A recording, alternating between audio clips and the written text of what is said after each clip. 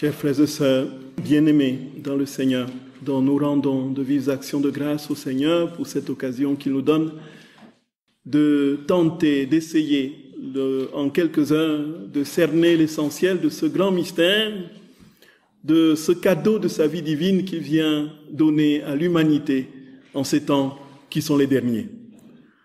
Depuis que notre très saint Seigneur, frères et sœurs bien-aimés, a pris notre condition humaine et a pris chair de notre chair, a vécu, a épousé notre fragilité, depuis qu'il est monté au ciel, on parle justement du temps après lui comme étant les temps derniers. Donc ne voyez pas dans l'allusion au temps dernier la fin du monde ou quelque chose. Toujours est-il, frères et sœurs bien-aimés, que notre très saint Seigneur dit que ces temps que nous vivons vont nous porter, nous hisser à un degré de sainteté jamais réalisé et atteint justement dans la géographie chrétienne.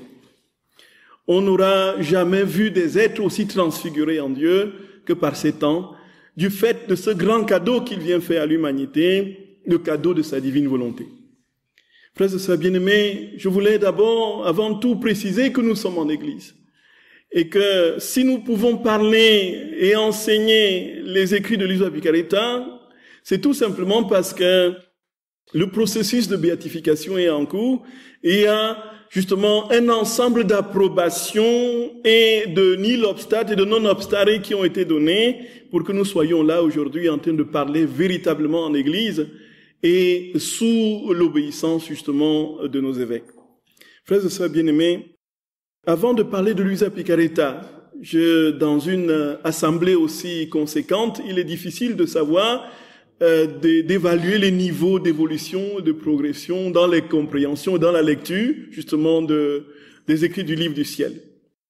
Mais on ne pourrait pas faire autrement, parce que on n'a pas effectivement une jauge particulière, il n'y a pas eu justement d'enquête préalablement menée. Mais nous allons commencer par le début. Même si nous n'avons pas, nous sommes déjà avancés, que peut-être nous avons fini les 36 volumes, toujours, il nous faut, frères et sœurs bien-aimés, absolument commencer par le commencement des commencements pour situer justement qui est cette personne qui nous rassemble aujourd'hui et par qui le Seigneur nous donne des enseignements sublimes et tout simplement indépassables sur la sainteté. La sainteté qui, elle, n'est plus quelque chose, comme nous allons le voir, frères et sœurs bien-aimés, qui n'est plus l'œuvre d'une conjugaison de la volonté humaine de la volonté divine, mais l'action de la divine volonté pleinement déployée dans l'âme qui désactive la volonté humaine et la porte à un sommet de communion, d'ordre substantiel avec Dieu, tel qu'on on l'a jamais réalisé. Et ceci, c'est un petit claquement de doigts que nous allons définir. C'est un claquement de doigts qui prend tout son sens dans sa progression. Frères et sœurs bien-aimés, il faut dire que déjà dès 1926, commençons par là, tous les écrits de 1 à 18 de Luisa ont reçu l'imprimatur de son évêque, Monseigneur Giuseppe Leo, qui a instruit, qui avait demandé à Annibal Maria di Francia, son confesseur, le confesseur de Luisa, et son censeur ecclésiastique, qui avait travaillé et révisé les écrits, lui a demandé effectivement de voir tout ce qu'il pouvait avoir, avec les corrections qu'il a apportées lui-même. Luisa écrivait dans un dialecte italien qui nécessitait déjà de ramener à l'italien correct pour les traductions ultérieures. Ici, il a travaillé à cela et il a donné son nil obstat et Monseigneur Giuseppe Leo a donné son imprimatur pour les 18 premiers volumes. Et ensuite, il y a eu justement dans les années 1938 un ensemble de questions qui étaient liées à l'incompréhension de certains chefs ecclésiastiques. Et comme tous les saints doivent passer par là, Luisa Piccarreta a été donc sommé de donner tous ses écrits justement au Vatican qui ont été confisqués, qui ont été placés dans les archives du Vatican depuis 1938. Et puis, ce qui va se passer, c'est que le rayonnement de Luisa Piccarreta, de ses enseignements, l'ensemble de conversions, de transformations de vie qui sont venues justement des lectures des premiers volumes, faisait que malgré tout, il y avait une progression dans la foule, dans le peuple de Dieu, qui faisait que rien ni personne ne pouvait stopper cet élan qui aujourd'hui est tout simplement en train d'embraser le monde et comme un feu de brousse, frères et sœurs bien-aimés, va consumer le monde et l'Église et faire de cet étern un reflet de la béatitude éternelle. Vous voyez?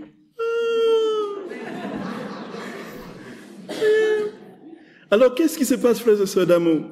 Ce qui se passe, c'est que lorsque les écrits ont été confisqués en 1938, lorsque la cause a été ouverte, la cause de béatification de Luisa a été ouverte, on est allé donc, en 1989, il y a eu Monseigneur Carmelo Cassati, qui était évêque de Trani, a demandé justement d'aller voir à la congrégation pour la doctrine de la foi, et voir où on est, qu'est-ce qu'on peut faire pour instruire sa cause, puisque pour instruire sa cause, il faut les écrits. Et voici qu'ils sont reçus, la délégation envoyée par l'évêque est reçue par le cardinal Joseph Ratzinger d'alors, alors préfet pour la congrégation de la doctrine de la foi, devenu pape Benoît XVI en 2005. Et puis, ensuite, frères et sœurs bien-aimés, ce qui est dit de tous ceux qui ont vécu cet événement, le petit groupe de la délégation a dit que le cardinal était particulièrement instruit des écrits. Donc il avait lu les écrits.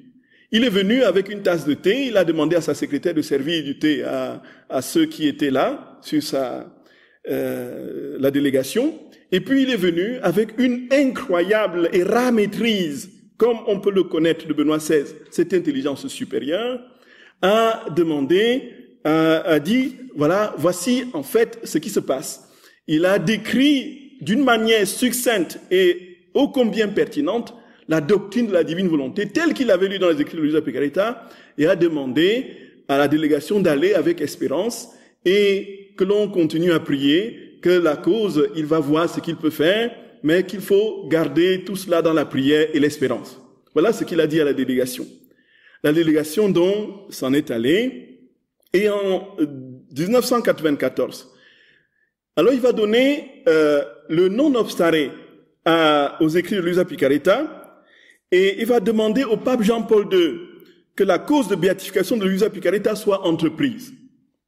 Donc à cette même date, le cardinal préfet de la congrégation pour la cause des saints va envoyer une lettre à Monseigneur Carmelo Cassati pour l'informer de l'autorisation du Vatican d'ouvrir la cause justement de béatification de Luisa. Frères et sœurs bien-aimés, ceci est capital pour que vous répondiez vraiment aux personnes qui tentent d'émettre des doutes sur le caractère ecclésial des écrits, que nous sommes vraiment en Église et qu'il n'y a pas de doute à avoir. Et sinon, je ne serai pas devant vous. Je vous dis, nous sommes une association française Luisa Picaretta, association privée des fidèles. Et je ne pouvais pas me mettre devant vous sans avoir été en Église, sans être en Église. Ça, c'est quelque chose, frères et sœurs bien-aimés, pour moi. Si aujourd'hui on me dit stop, je dis, on dit stop. Et c'est pour dire quoi, frères et sœurs d'amour? C'est pour dire que les écrits de Luisa sont combattus, contrés de part en part. Et on peut l'entendre parfois de la bouche de certains ecclésiastiques. Et ceci, frères et sœurs, tout simplement parce qu'il n'y a pas beaucoup de compréhension, il n'y a pas parfois pas eu de lecture, ainsi de suite. Ce qui veut dire, frères et sœurs, que vous n'avez à avoir aucune crainte. Vous êtes vraiment en Église. Luisa Picaretta est en Église et sa cause est en cours. Donc ça, c'est quelque chose, vraiment, il fallait qu'on se le dise très, très, très clairement.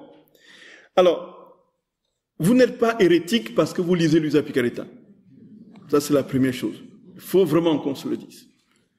Et puis, ensuite, en janvier 1996, c'est toujours le même cardinal, Joseph Ratzinger, va signer le document qui va permettre l'ouverture de la cause de béatification de Luisa Picaretta. Alors, il met à la disposition donc tous les volumes qui étaient jusqu'ici, n'est-ce pas, dans les archives du Vatican. Donc, l'autorisation est donnée à l'archevêque de Trani de faire des photocopies des originaux, des écrits de Luisa Picaretta, en vue de la cause de béatification.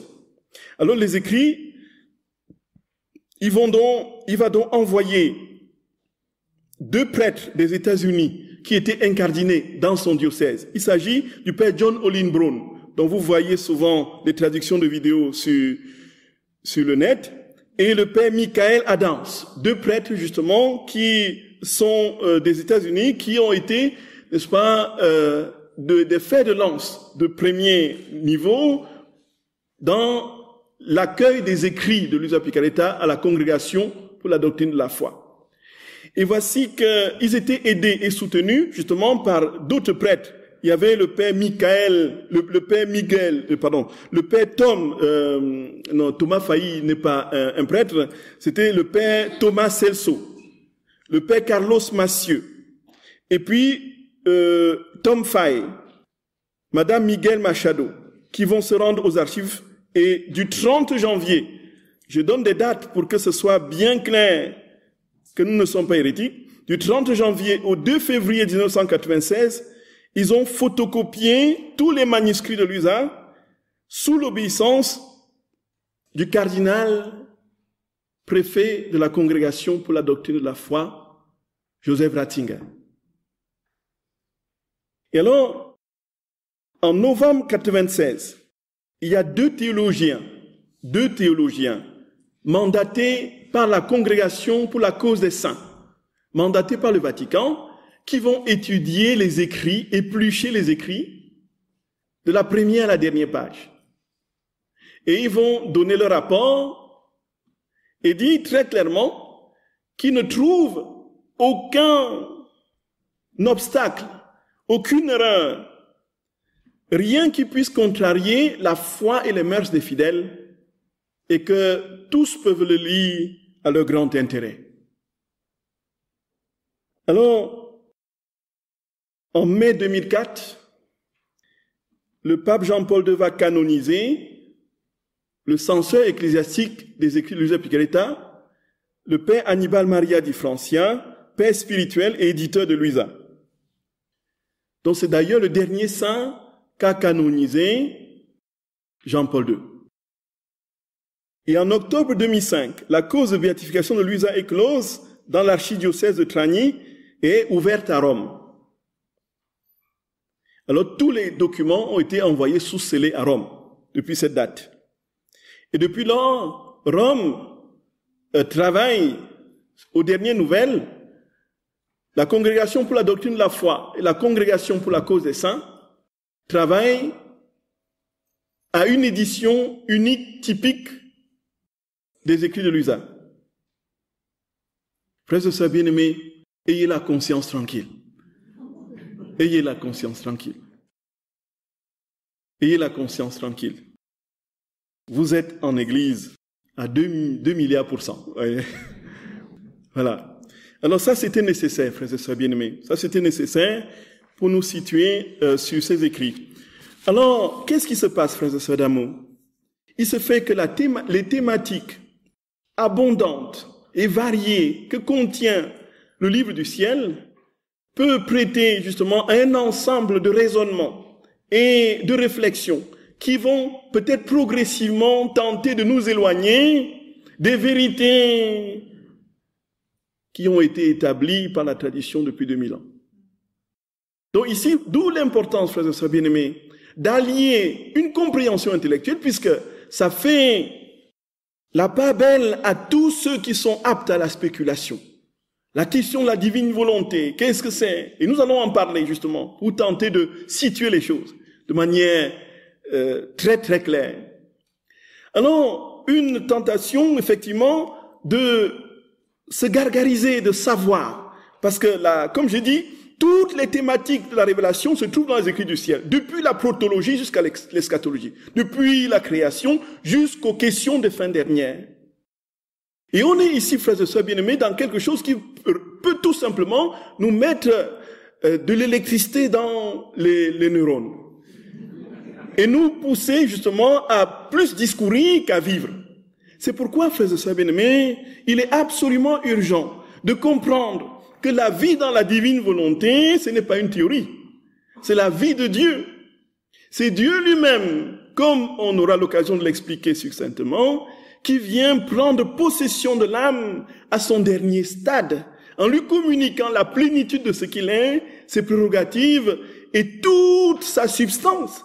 une communion substantielle telle que, frères et sœurs bien-aimés, nous ne pouvons pas le réaliser d'aucune manière parce que c'est l'œuvre de Dieu tout simplement.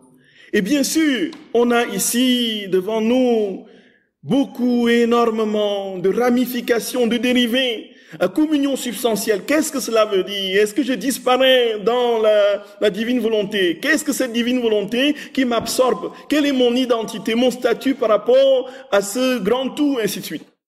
Frères et sœurs bien-aimés, ce qui nous amène, avant de parler de Louisa, peut-être le temps qui vient, si le temps nous le permet, à comprendre ce que c'est que la divine volonté. Divine volonté, c'est quoi la divine volonté? Frères et sœurs bien-aimés, très clairement, le Seigneur dit que ce n'est même pas simplement le Seigneur qui le dit, c'est déjà, de toutes les façons, ce qui a été porté au niveau de la doctrine chrétienne, la doctrine catholique, à partir de la révélation. Le Père, le Fils et le Saint-Esprit vivent une communion. Le Père dans le Fils dans le Père, dans la communion du Saint-Esprit. Et donc cette réalité de la communion parfaite entre les trois personnes divines, cette circulation d'amour, qu'on appelle en termes techniques la circumincession, c'est-à-dire que le Fils est dans le Père est dans le Fils, le Saint-Esprit est dans le Père et dans le Fils, ainsi de suite. Vous prenez une personne de la Trinité, vous avez les deux autres qui s'y trouvent. Vous prenez le Père, vous avez dans le Père le Fils et le Saint-Esprit. Dans le Fils, vous avez le Père et le Saint-Esprit. Dans le Saint-Esprit, vous avez le Père et le Fils. C'est d'ailleurs le Saint-Esprit qui fait la communion des deux. Et donc, qu'est-ce qui fait qu'ils n'ont qu'une seule et unique, dans cette circularité d'amour, ils n'ont qu'une seule et unique substance? Jésus dit, c'est leur volonté. Ils ont une seule et unique volonté. Donc, s'ils sont distincts, le Père reste le Père, le Fils est le Fils, le Saint-Esprit est le Saint-Esprit. Le Père n'est pas le Fils n'est pas le Père, le Saint-Esprit n'est ni le Père ni le Fils. Ça, frères et sœurs bien-aimés, nous ne sommes pas ici. Ça veut dire qu'il y a trois personnes distinctes, mais unies de manière substantielle dans cette circumincession, cette circulation d'amour, cette périchorèse qui fait, frères et sœurs bien-aimés, que les trois sont inséparables. On ne pourra jamais les séparer, mais on devra toujours les distinguer. Voyez, frères et sœurs bien-aimés. Et Jésus dit que ce qui fait qu'ils sont un, c'est leur volonté. Donc on ne peut pas parler ici, frères et sœurs bien-aimés, comme dans les hérésies qui ont été naturellement et parfaitement combattues par l'Église, que le Père, dans le sabellianisme ou le modalisme, c'est-à-dire que le Père devient le Fils pour s'incarner et puis devient le Saint-Esprit pour descendre à la Pentecôte. Donc un seul et unique Dieu qui va, une seule et unique personne dans la divinité qui va prendre des modes différents. Ça a été largement et parfaitement, définitivement combattu et la cause a été classée. Le sabellianisme ou le modalisme, c'est une hérésie. Frères et sœurs bien-aimés, Jésus dit que ce qui fait l'union, la communion substantielle de trois personnes, c'est la volonté. Et cette volonté, frères et sœurs bien-aimés, en quelque sorte, c'est la vie de Dieu lui-même. C'est la vie de Dieu lui-même. Et dit, vous appelez la divine volonté. Qui est-ce que vous appelez, frères et sœurs d'amour? Vous appelez la Trinité. Vous appelez la divine volonté, vous n'appelez pas seulement le Fils ou le Saint-Esprit ou le Père, c'est toute la Trinité. Qu'est-ce que cela veut dire très concrètement? Dans l'ordre de notre pratique et de notre vie de sanctification. Cela veut dire, frères et sœurs bien-aimés, que nous sommes en route pour participer à la table trinitaire.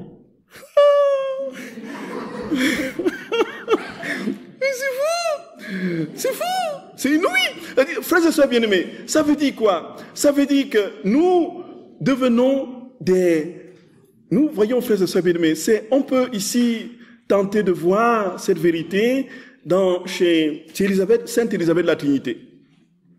C'est-à-dire que la relation avec Dieu comme étant une relation, on aura l'occasion de le dire, de le voir de manière plus méthodique et graduelle, comme étant une relation, frères et sœurs bien-aimés, de subordination. à une autorité extrêmement, voilà, éloignée, Dieu qui est blotti dans l'écrin d'une majesté inaccessible, et puis il nous fait peur par des sortes de foudroiements, de tonnerres, des cycles météorologiques qui se déploient à rebours et qui provoquent des catastrophes, ainsi de suite, des lois naturelles qui sont déréglées, et pour châtier l'homme, qui dans des religions mystériques demande que l'on lui offre un ensemble de sacrifices pour calmer son ire, sa colère.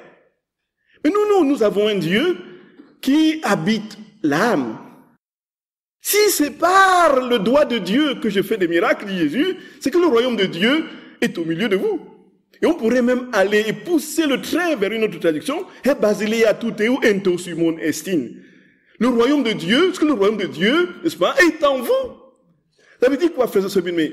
Notre Dieu, le Père créateur de toutes choses, des univers visibles et invisibles, vient prendre forme dans l'âme humaine. Gloria, gloria, gloria. Voyez, frères et sœurs bien-aimés, nous devenons des théophores, nous portons Dieu. Nous marchons, et quand nous marchons, c'est Dieu qui jaillit de nous, voyez. C'est inouï. Frères et sœurs bien-aimés, et Jésus explique à Luisa Picaretta, frères et sœurs bien-aimés, et il le dit dans plusieurs passages, ce qu'est sa divine volonté.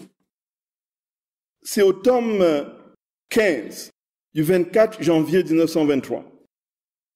Il dit, ma fille, ma volonté au ciel est celle du Père, du Fils et du Saint-Esprit. Elle est une, quoique les trois personnes soient distinctes. Jésus connaît sa théologie, hein. Voyez, puisque c'est une seule volonté qui agit en nous, elle constitue notre bonheur et notre égalité en amour, pouvoir, beauté, etc.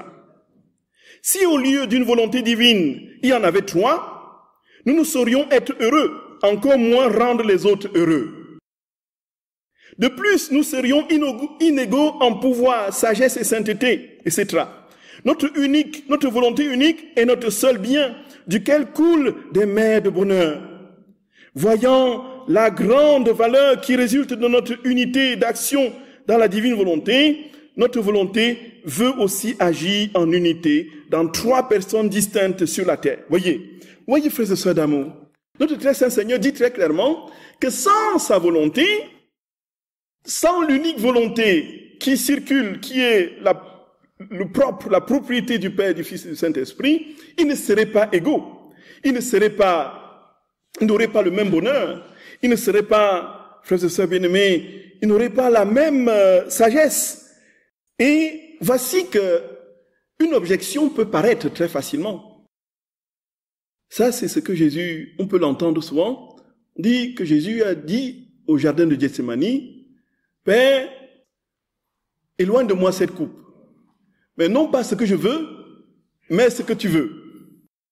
Effectivement, quand on lit cette prière de notre Seigneur, on peut effectivement être ébranlé. Mais s'ils ont une même et unique volonté, si la volonté du Père est celle du Fils, le Fils ne peut pas dire non pas ce que je veux, mais ce que tu veux. Comme s'il y avait deux volontés distinctes. Vous êtes d'accord, frères et sœurs bien-aimés? Vous ne trouvez pas qu'il y a un problème là? Il y a un vrai problème.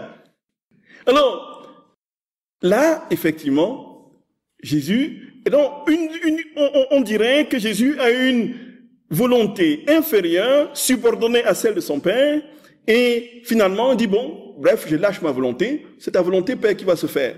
Où est donc l'égalité des volontés? Jésus va expliquer à Luisa Picaretta au tome 16, du 4 janvier 1924. Il va lui expliquer ce que voulait dire cette prière. Quand Jésus dit, éloigne de moi cette coupe déjà, pour commencer par là, Jésus ne dit pas, en fait, je ne veux pas souffrir.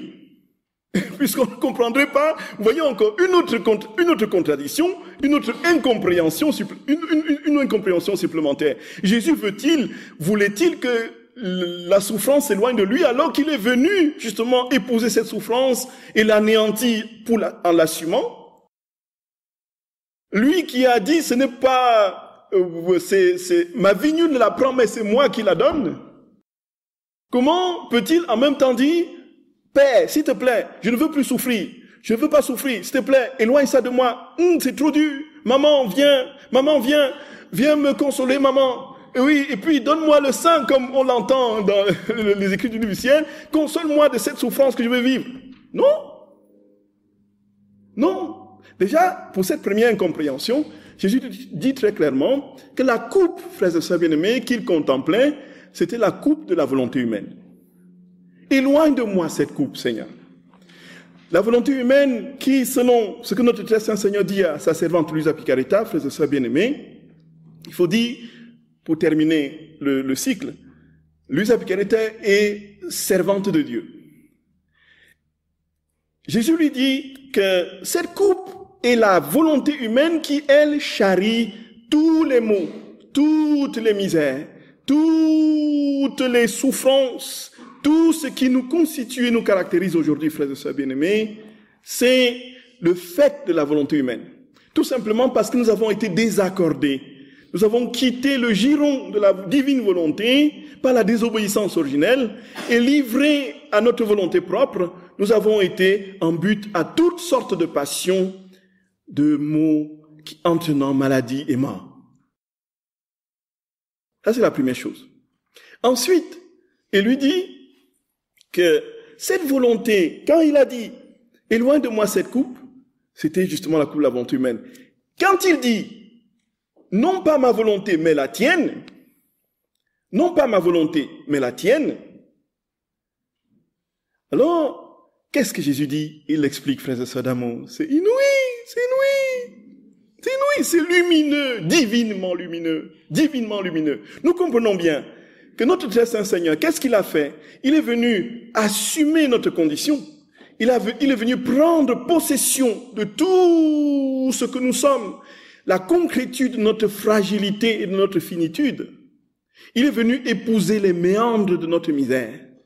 Il est venu, il a porté sur lui, frères et sœurs d'amour, il a pris sur lui toutes nos volontés.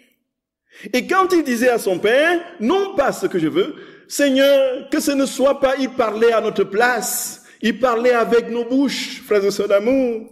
Jésus dit, Seigneur, non pas ma volonté. Et c'est ce que nous disons à sa suite, en disant, non pas ce que je veux, mais que ce soit toi qui viennes vivre en moi. C'est ce que nous disons dans la divine volonté, frères et sœurs bien-aimés.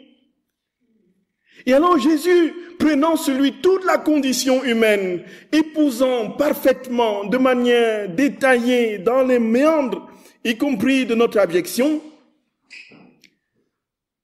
il crie vers le Père, Seigneur, que ce ne soit pas ma volonté. Nous donnons la possibilité un jour de démissionner à notre propre volonté. Voyez, frères et sœurs d'amour, Gloria.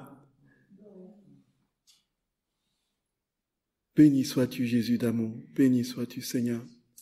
Alors Jésus dit, frères et sœurs d'amour, que désormais, puisqu'il a tout assumé, nous sommes désormais capables de Dieu. Nous sommes capables de lui, nous sommes capables de devenir des petits dieux. Parce qu'il a déjà, par anticipation, de manière proleptique, désactivé la volonté humaine.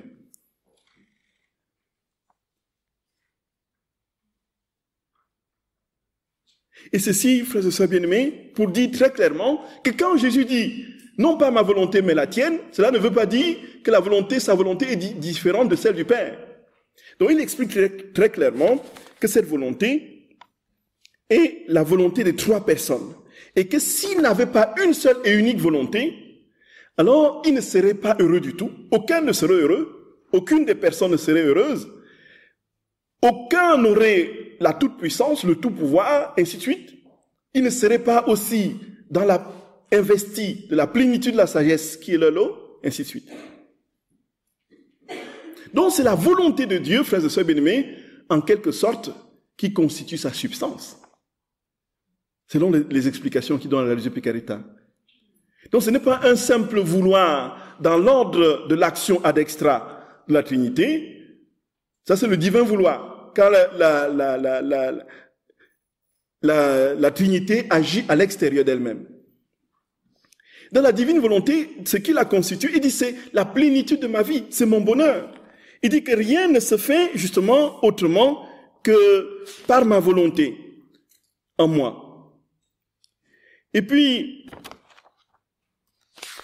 il le dit aussi dans un autre passage assez instructif.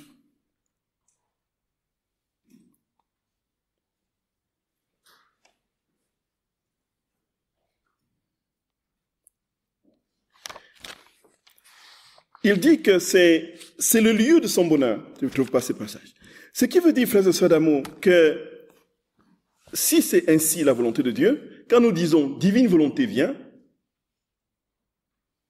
quand nous prions en disant « divine volonté vient prendre toute la place en moi », nous demandons tout simplement à Dieu, Père, Fils et Saint-Esprit, vous pouvez remplacer cela par Trinité. Trinité vient manger en moi, Trinité vient parler à moi, voyez un peu.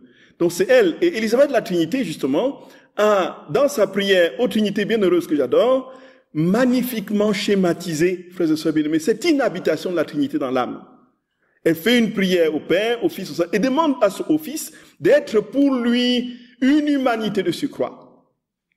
Donc, le prolongement de la vie de Dieu sur la terre. Frères et sœurs, ici, ça c'est ce qui est important à signaler, à soutenir et à mettre très au clair. Jésus dit donc, si c'est sa vie, c'est le centre de la vie de toute chose, puisque Dieu est partout, il est en tout, il contient tout. Et c'est ici que un certain courant du New Age ou autre des spiritualités orientales peuvent s'engouffrer et dire, bon, puisque la divine volonté est partout, en fait, donc c'est bien similaire, c'est bien ce que nous disons, ce fluide impersonnel qui traverse toutes les réalités, dans lequel on se dissout, on se fond, après le cycle de samsara, et puis on arrive à un seuil de détachement de la gaine matérielle après les purifications aux réincarnations, et puis on se dissout dans le fluide impersonnel qui est, n'est-ce pas, pour l'hindouisme, le brahman, et voyez un peu le grand chaos, le gros vide pour le bouddhisme. Voyez, la divine, Jésus dit effectivement que sa divine volonté est partout. Comment comprendre cela? Frères et sœurs bien-aimés, nous avons l'Épître aux Romains, entre autres, l'Épître aux Romains au chapitre 11, verset 36, où Saint Paul dit, mais qui a connu les pensées du Seigneur? Qui a été son conseiller pour l'instruire? Qui lui a donné en premier et mériterait de recevoir en retour? Car tout vient de lui, tout est pour lui, tout est en lui. Tout est en lui. Nous sommes contenus en Dieu, frères et sœurs d'amour. Si Dieu décide que nous n'existons plus, en une fraction de temps, nous sombrons dans le néant. Vous comme moi, personne n'existera plus. Voyez, c'est lui qui nous donne, comme dit Saint Paul, la vie, le mouvement et l'être. Vous êtes d'accord, frères et sœurs bien-aimés? C'est la divine volonté qui régit toutes choses. C'est-à-dire que c'est elle qui fait circuler, n'est-ce pas, l'air, c'est elle qui fait marcher tout l'univers, c'est elle qui est à l'origine et qui porte et structure tout le créé. C'est la divine volonté. Donc, en fait, quand les personnes disent « je suis dans la divine volonté », quelque part, c'est une parole qui n'est pas insensée. Tout simplement parce qu'ils peuvent ne pas comprendre ce qu'ils disent. Mais « je suis dans la divine volonté », c'est « je suis porté, structuré », et si Dieu décide que nous devenons une boule de sel, comme la femme de Lot, à la sortie de Sodome et Gomorrhe, nous deviendrons des boules de sel. Vous êtes d'accord, frères et sœurs bien-aimés? Et si Dieu décide que le brigand qui va cambrioler la banque, avec son pistolet et tout ça, qui devient une statue, n'est-ce pas, devant la banque, avec figé comme ça, comme voilà, avec son pistolet à la main, cela se fera, non? Vous êtes d'accord? Donc s'il a encore le mouvement, y compris d'aller de cambrioler et de poser un acte pécamineux, le mouvement lui est permis par Dieu, parce que Dieu peut l'arrêter à n'importe quel moment. Donc la divine volonté, frères et sœurs d'amour, porte et structure toutes choses. Mais là, ici, dans cette possession, on peut être dans la divine volonté sans la posséder. Vous êtes d'accord, frères et sœurs d'amour? Qu'est-ce que nous faisons? Qu'est-ce que nous tentons de faire? Nous qui sommes là aujourd'hui. Nous tentons de posséder la divine volonté. C'est-à-dire que nous tentons de posséder la Trinité bienheureuse. Nous tentons de la laisser couler en nous, dans les moindres petites actions de nos vies. Nous essayons de la laisser s'infuser, puisque nous y sommes, le terme est là, s'infuser en nous. Et alors, Jésus dit d'ailleurs que c'est cette volonté même qui lui a rendu, qui lui donne sa présence d'immensité. Si Dieu est partout, comme nous l'avons dit, c'est grâce à sa volonté. S'il a pu s'incarner et venir au cœur de notre humanité, c'est grâce à la divine volonté. S'il a pu se multiplier en autant de créatures qu'il y aura sur la terre, c'est grâce à la divine volonté. Ça veut dire quoi, frères et sœurs d'amour? Nous sommes ici, je ne sais pas combien nous sommes. Jésus dit, vous avez une relation, chacune de vous a une relation particulière avec le Seigneur. Est-ce que je me trompe?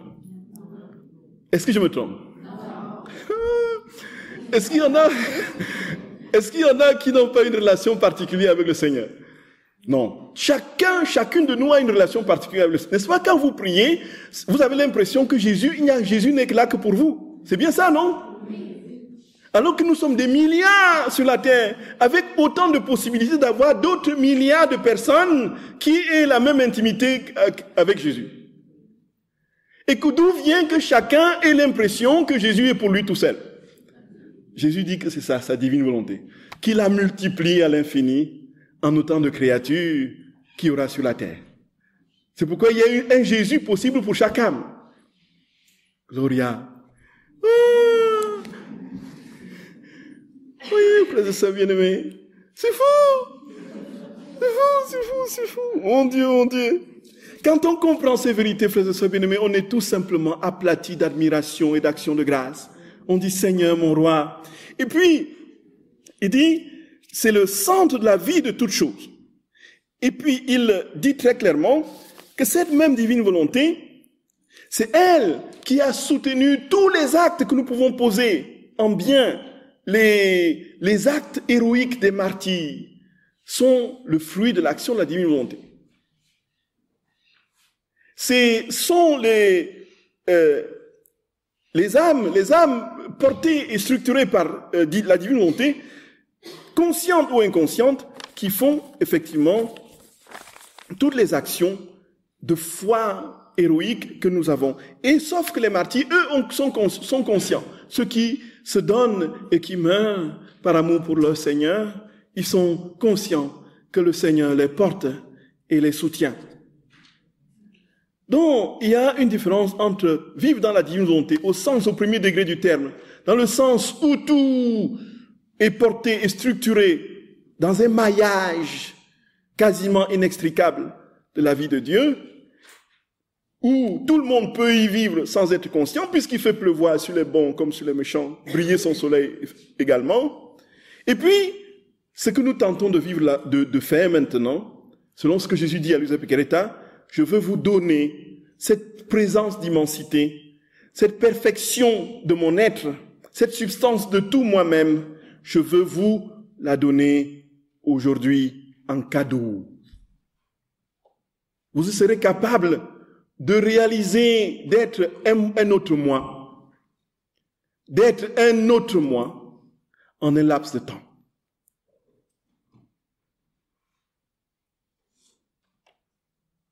Et on peut entendre le Seigneur refaire retentir cette parole de l'Évangile dans les couloirs de notre âme, frères et sœurs bien-aimés. Heureux êtes-vous, vous qui voyez ces choses, vous qui entendez ces choses, car beaucoup de prophètes ont voulu voir et entendre ce que vous voyez et ce que vous entendez, mais ne l'ont pas pu.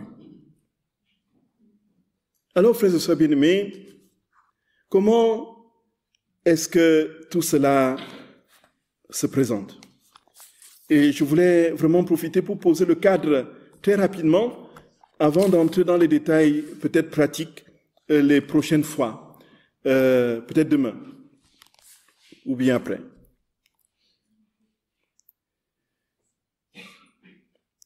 Frères et sœurs bien-aimés, si Jésus dit que sans sa divine volonté, la rédemption même aurait été juste un événement, ponctuel pour tous ceux qui habitaient, n'est-ce pas, la Palestine et puis la Judée de son époque, sans aucun autre retentissement transtemporel. Alors,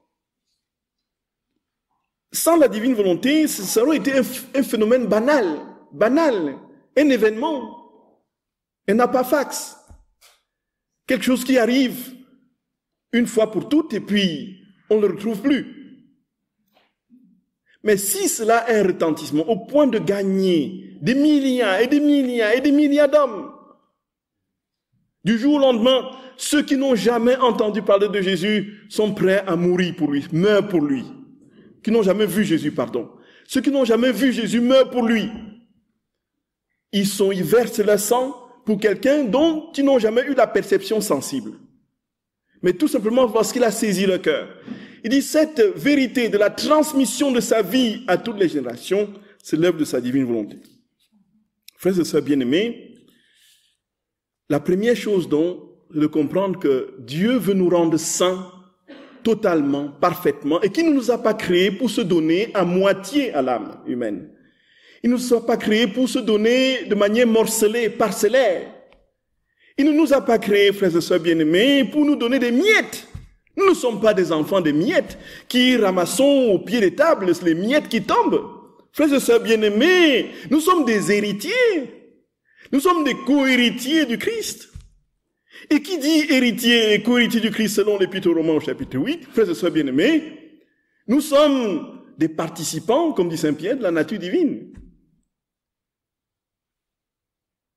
Et nous ne sommes pas faits pour vautrer, avaler à grande gorgée les angoisses, les inquiétudes, les haines et toutes sortes de détritus spirituels qui empoisonnent l'âme. Nous ne sommes pas faits, frères et sœurs bien-aimés, pour ramper comme des reptiles dans nos passions. Nous sommes des aigles, frères et sœurs d'amour. Nous sommes des aigles. Et Dieu nous a créés pour que nous montions toujours plus loin pour nous établir dans la plénitude de sa vie. Cette vie trinitaire, le banquet de la Trinité. Et Jésus dit, voici que l'heure est venue où ça va se réaliser. Nous sommes faits pour le ciel, frères et sœurs d'amour. Nous sommes des citoyens du ciel. Nous sommes des citoyens du ciel. Et alors, comment est-ce que c'est possible que Jésus nous donne des commandements dont nous sommes incapables chroniquement d'observer? Qu'est-ce qui se passe que nous soyons dans une incapacité notoire à vivre ce que Dieu nous donne? Comme s'il pouvait poser sur nous des fardeaux dont nous ne sommes pas capables de soulever. Ça, c'est ce qu'il reproche aux pharisiens, Matthieu chapitre 23. Mais s'il nous dit, vous serez parfaits comme votre Père céleste est parfait, on ne va pas dire, non, en fait, je suis un pécheur. En fait, de toutes les façons, il faut toujours que je pêche pour être un homme. Voyez. Parce que si je cesse de pécher, je ne suis plus un homme. Et de toutes les façons, c'est seulement lorsque nous le verrons dans la vision béatifique que nous serons des saints. Fallacieuse théorie, frères et sœurs bien-aimés, qui a un seul objectif, nous ramener dans la boue de nos pauvretés, de notre fragilité. La vérité, là, c'est que Jésus veut, frères et sœurs bien-aimés, que nous ayons. Je suis venu, Jean, au chapitre 10, du verset 10, je suis venu pour que vous ayez la vie, et la vie en, et la vie en, et la vie en, et la vie en. Et cette abondance, frères et sœurs d'amour, ce n'est pas l'abondance matérielle. Nous comprenons bien. Il y a, n'est-ce pas, de la sortie du judaïsme vers le christianisme, un ensemble de juifs qui, convertis au christianisme, ont transposé une conception, justement, de la vie en abondance et dans une perspective du millénium, dans une interprétation que l'Église a écartée, justement, des règnes temporels du Christ, où, lorsqu'il viendrait, frères et sœurs bien-aimés, tout le monde aura non seulement de quoi manger, mais il y aura tellement de nourriture, il y aura des vaches partout, il y aura 3 à 4 portées par jour, voyez un peu. Il y aura des troupeaux partout, tout le monde aura, on va nager, là, les vignes vont produire 3 à 4 fois par an, voyez un peu, ainsi de suite. Un anthropomorphisme malheureux qui ne peut pas correspondre à cette vie dans la divine volonté, parce que la vie dans la divine volonté, c'est une réalité spirituelle, intérieure, la transformation de l'âme en Dieu. Et frères et sœurs d'amour, la porte d'entrée de la vie dans la divine volonté, et c'est ce que j'explique toujours à mes collègues et puis à tous ceux qui veulent un peu creuser, puisqu'il y a les cœurs simples, très facilement comprennent, sont saisis. Et ça a été toujours ainsi, frères et sœurs bien-aimés. Ça a toujours ainsi. Dans un commentaire de l'Épiphanie, Benoît XVI le signifie de manière absolument lumineuse, voyez. Il dit, regardez à la crèche, quand il y a eu la naissance de notre très saint Seigneur, qui était les premiers à se retrouver dans la crèche avec les bergers, frères et sœurs d'amour? Les bergers. Ceux qu'on avait tout simplement complètement bannis de la société, qui ne pouvaient pas se présenter au temple pour les sacrifices. Des personnes qui passaient leur temps dans les montagnes, considérées comme des marginaux, qui n'avaient aucun statut social. Les voilà, frères et sœurs bien-aimés, qui sont les premiers à voir. Et qui sont ceux qui viennent en dernier? En tout dernier, c'est les mages, des intellos, voyez, frères et sœurs d'amour. Ils ont la science, voyez. Ils ont une compréhension lumineuse des astres, vous voyez. Ils savent, ainsi de suite. Benoît XVI explique en disant, c'est ainsi que l'âme va vers Dieu. Si le cœur ne précède pas l'intelligence, l'intelligence arrivera en retard. Voyez, frères et sœurs bien-aimés. C'est fou! C'est inouï! Et alors, frères et sœurs bien-aimés, la porte d'entrée que j'utilise toujours pour le monde savant, parfois dans lequel je circule, c'est, en fait, je leur pose la question. Expliquez-moi la prière du Notre Père. Jésus a dit que ton règne vienne, que ta volonté soit faite sur la terre comme au ciel. Que ton règne vienne, que ta volonté soit faite sur la terre comme au ciel. Est-ce qu'il a dit que ta volonté soit faite quand je serai mort? Que ta volonté soit faite quand ils seront morts, quand ils te verront dans les cieux après après s'être dégagé de l'enveloppe charnelle, corporelle. Alors, frères et sœurs, bien, que ton règne vienne. Et ça, justement, le sens du règne. Le règne de Dieu n'est pas à comprendre au sens d'une présence physique de Jésus au cœur de l'histoire humaine, peut-être accroché à un véhicule qu'on appelle la Jésus mobile, un peu, devant lequel il fait des you-you comme ça, et puis il passe, il rend des visites sur les continents, les gens l'applaudissent, il paraît dans les médias et tout ça, il dit je suis venu vous apporter la paix, et pendant ce temps on a 3 à 4 portées de vaches par jour, un peu, et puis on a les vignes qui poussent partout, et ainsi de suite.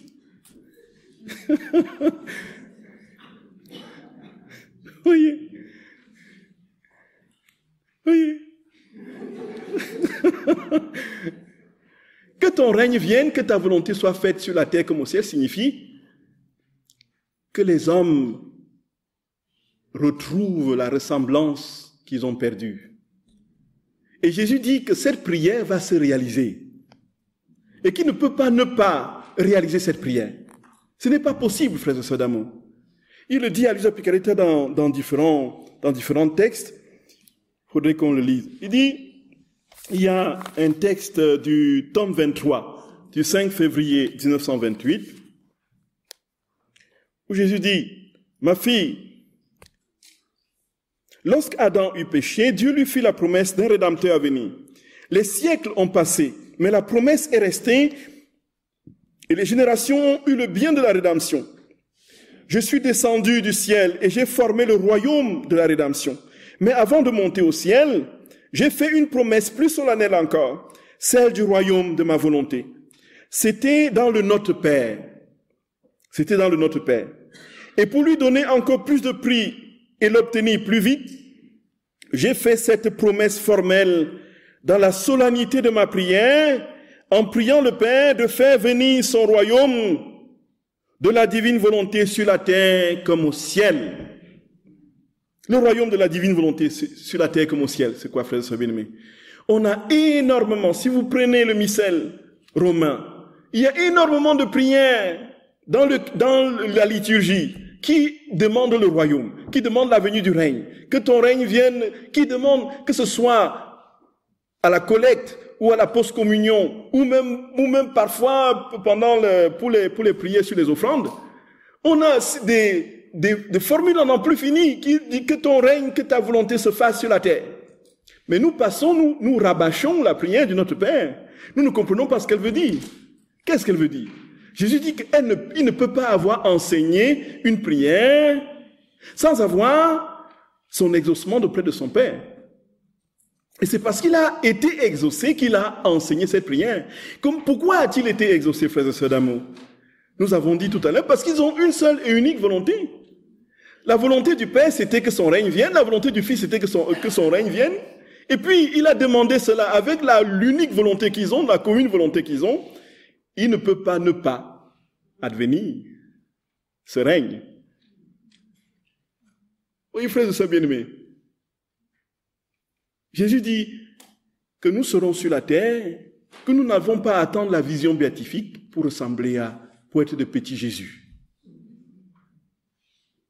Et que Dieu peut aujourd'hui nous investir à un seuil tel que nous goûtions au très fond de notre âme, dans les fibres les plus intimes de notre être, que nous goûtions son amour, l'amour du ciel, sa douceur, sa bonté, son humilité, sa sainteté, frères et sœurs bien-aimés, son sens du détachement, sa dépossession de lui-même, puisqu'il n'est que dans un mouvement de dépossession de lui-même. Que nous soyons capables, frères et sœurs bien-aimés, de dire, ce n'est plus moi qui vis. Le Seigneur dit que c'est possible. Il dit, et pour lui donner encore plus, j'ai fait cette promesse formelle dans la solennité de la prière, en priant le Père de faire venir son royaume de la divine volonté sur la terre comme au ciel.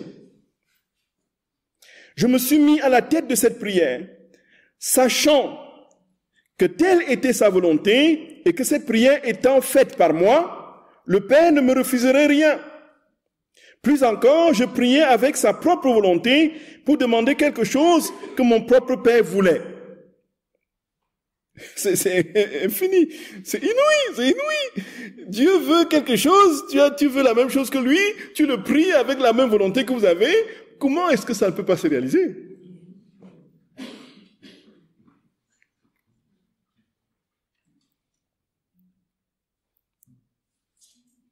Donc nous serons bientôt des petits Jésus, frères et sœurs d'amour.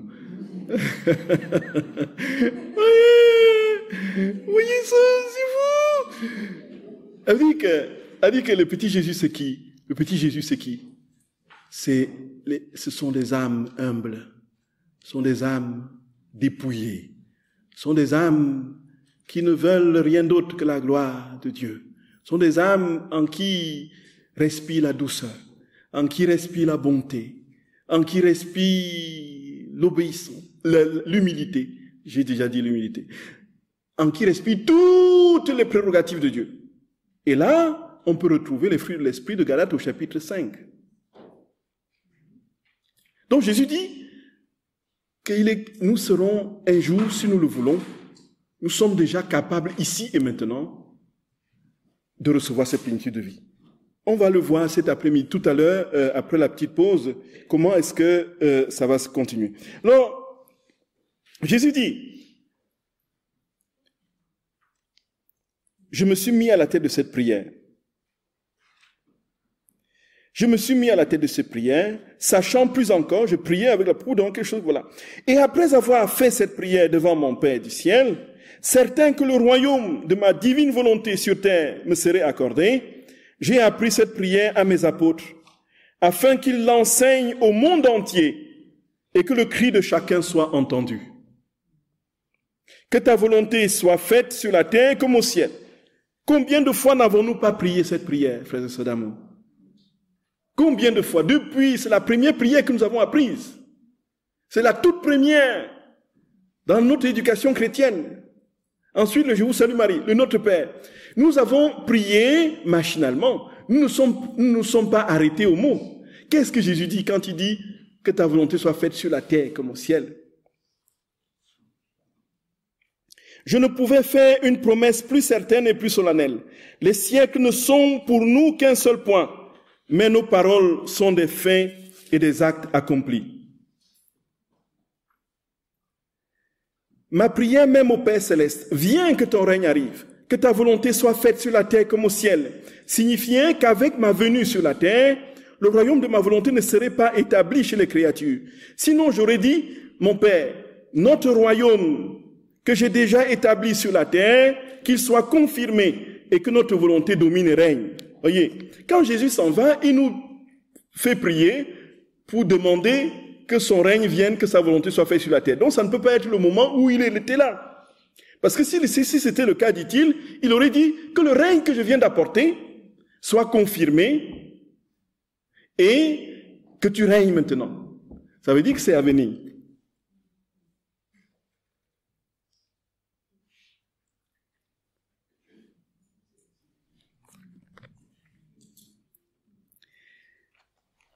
Et ce qui voulait dire qu'il doit venir. Au contraire, au lieu de cela, j'ai dit viens. Ce qui voulait dire qu'il doit venir. Et que les créatures doivent l'attendre avec la même certitude qu'elles ont eue pour la venue du Rédempteur, parce que ma divine volonté est liée et engagée par ces paroles du Notre Père. Et lorsque ma divine volonté se lie, ce qu'elle promet est plus qu'une certitude. Et comme tout a été préparé par moi, il ne manquait rien d'autre que les manifestations de mon royaume. Et c'est ce que j'ai fait.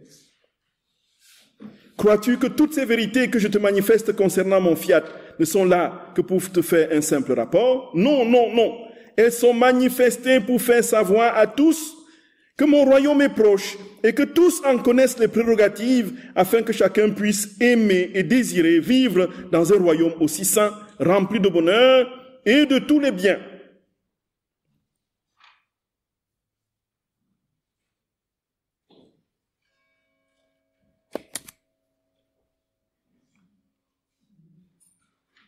Là, on paie la parole.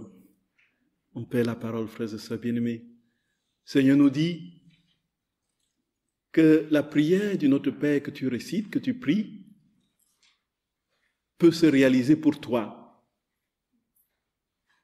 Le règne de Dieu peut venir t'habiter. Dieu peut venir te saisir de part en part, ici et maintenant. Ici et maintenant. Ici et maintenant. Et comment est-ce que c'est possible qu'il vienne nous saisir ici et maintenant, frères et sœurs d'amour? C'est là que nous allons essayer cet après-midi d'établir quelques évolutions dans la sainteté, dans la divine volonté. La sainteté dans la divine volonté que nous vivons aujourd'hui et ce que nous faisions avant. Ce que nous avions l'habitude de faire du fait de notre pratique naturelle régulière dans la progression du désir de Dieu. Frères et sœurs bien-aimés, le Seigneur dit que le caractère instantané de la plénitude a deux leviers. La démission à notre volonté, le désir, et il y a trois d'ailleurs, la connaissance du bien qu'il veut nous donner. Qu'est-ce qu'il veut nous donner? Sa vie totale, pleine et parfaite. Et ce faisant, frères et sœurs bien-aimés, comprenons que tout ce que nous pouvons faire aujourd'hui, tout ce que nous avons comme aspiration aujourd'hui, frères et sœurs bien-aimés, tout ce que nous avons comme soif aujourd'hui de Dieu, si tout n'est pas convergé, si tout n'est pas pour que Dieu soit tout en moi et que je sois tout en lui, si tout n'est pas pour qu'il n'y ait que lui qui règne, quand il aura soumis toutes choses, 1er Épître aux Corinthiens, chapitre 15, il se soumettra lui-même à celui qui lui a tout soumis, afin que Dieu soit tout en tous. Si nous ne sommes pas dans ce mouvement pour que Dieu soit totalement, parfaitement, pleinement en nous, à gauche, à droite, devant, derrière, au-dessus, en dessous, en nous, que nous soyons des figures, des manifestations, des épiphanies de sa présence au cœur de ce monde. Frères et sœurs bien-aimés, nous tournerons en rond. Nous tournerons en rond. Et nous chercherons tel appui par ici, tel autre appui par là, tel autre appui par ceci. Si Dieu n'est pas tout, tout pour nous et tout en nous, nous sommes vides. Il n'y a rien. Il n'y a rien. Et c'est ça, frères et sœurs bien-aimés, que nous le saisissions parfaitement, le grand cadeau de la divine volonté. Cette bonne nouvelle, le Seigneur dit, je veux me mirer en toi. Je veux me mirer en toi. Je veux que tu sois un autre moi. Je veux que tu sois pour moi une humanité de surcroît. Je veux qu'en te regardant, on te voit, on me voit. Qu'en me voyant, on te voit. Je veux que nous ne fassions plus qu'un.